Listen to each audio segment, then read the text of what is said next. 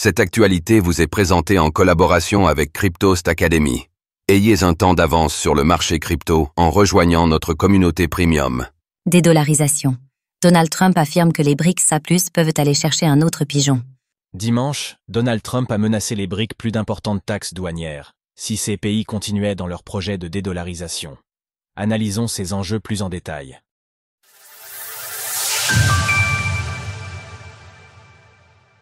Donald Trump s'en prend ouvertement aux BRICS plus sur le sujet de la dédollarisation. Durant ces 2 dernières années, le sujet de la dédollarisation a pris de l'ampleur au sein des BRICS+, ce fameux groupement de 9 pays à l'heure actuelle, englobant notamment la Chine, la Russie et l'Inde.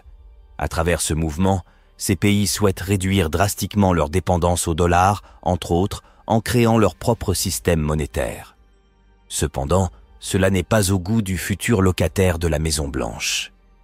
Lors d'une publication sur X dimanche, Donald Trump s'est effectivement insurgé face à cette idée, en affirmant que les États-Unis ne resteraient plus les bras croisés face aux BRICS.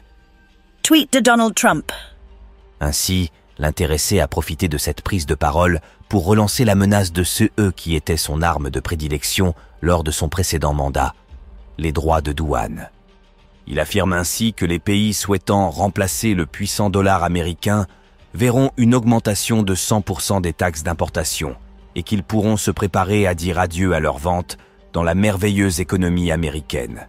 Ils peuvent aller chercher un autre pigeon. Il n'y a aucune chance que les BRICS remplacent le dollar américain dans le commerce international et tout pays qui essaierait devrait dire adieu à l'Amérique. Si les droits de douane sont un outil puissant, il s'agit néanmoins là d'une arme à double tranchant. Suivant le type d'importation visée, les États-Unis peuvent manquer de souveraineté et être contraintes d'avoir quand même recours au commerce extérieur. Dans de tels cas de figure, il s'agit alors d'un bras de fer entre les deux nations pour savoir qui craquera en premier, l'un payant plus cher pour importer, mais l'autre voyant ce prix se répercuter sur le pouvoir d'achat de ses propres citoyens. Le sujet de la dette est également important, mais dans le cas des BRICS+, seule la Chine se démarque véritablement.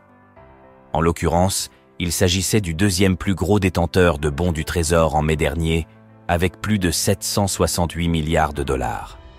En représailles à une hausse des taxes d'importation, la Chine pourrait par exemple vendre de la dette américaine. Tout au long du prochain mandat de Donald Trump, COS enjeux économiques et géopolitiques pourront être suivis de près. Retrouvez toutes les actualités crypto sur le site cryptost.fr.